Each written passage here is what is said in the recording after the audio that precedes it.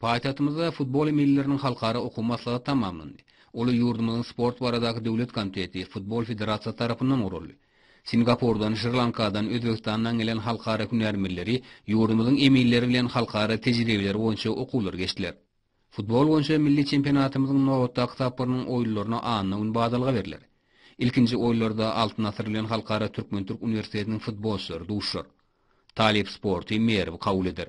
Beylik oyunlar şen ve geçirilir. Her kullerde yurdumuzun ehli günjönüne geçirilen sport bätleşleri üstünlükleri betlenýär.